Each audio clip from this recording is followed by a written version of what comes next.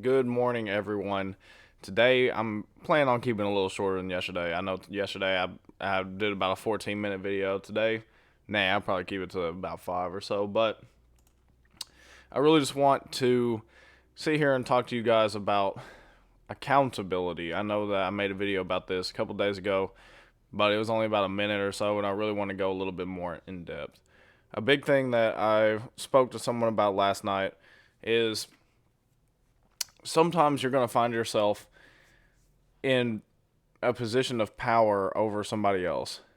You're going to be in a position where somebody, and you may not even realize it, but they may always talk about how they like the clothes that you wear, or how they like the house that you have, or the car that you drive, or they talk about how you were the cool kid in school, or how you were the person who always inspired them to do something else. And that means that you have some kind of power over them.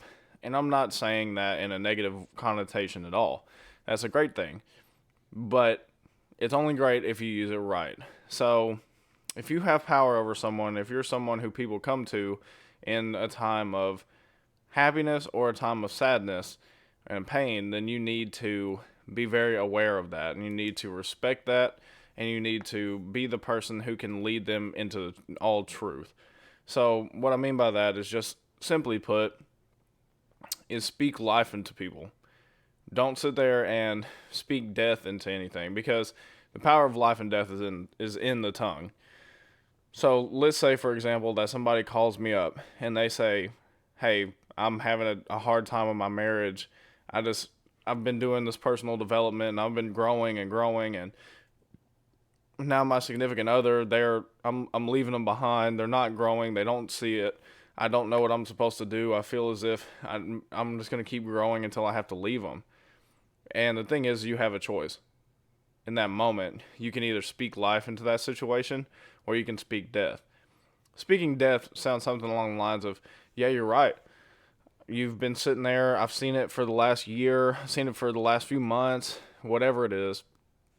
I've seen you growing and I've seen you acting different, and it's amazing to see the growth that you have. But yeah, them, your significant other, I don't see them doing anything.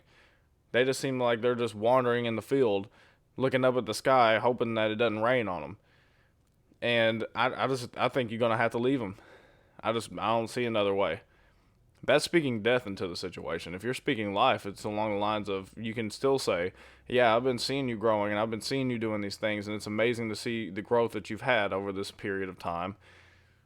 But just keep walking it out for them. Continue to become better and better, and then they will see what you're doing and they will be able to come along with you. And I know that that's just a whole, that's like a made up situation, but at the same time, it's not. At the same time, there's a situation for my wife and I where my wife had to walk it out in front of me. My wife had to believe that I was going to become the husband that she needed, because I wasn't when we first got married. I didn't know what love looked like. I didn't know what a stable relationship really looked like, and neither did she. But she had to believe for something that she had never seen. And that is very difficult. And I'm very thankful for her. But that's the thing, is that she continued to push forward and she continued to believe for something when it didn't seem like it was going to happen for years. And then it happened. So, for anyone who's in that situation where you're able to sit there and speak life, if you have that opportunity to either sit there and say, "Hey, you need to," and now there may be some situations where speaking life just means, "Hey, you're telling me that you're confiding in me that you're in an abusive situation," then you need to leave. That's not speaking death. That's speaking life into that situation, because it's like, okay, we need to get you out. We need to get you help.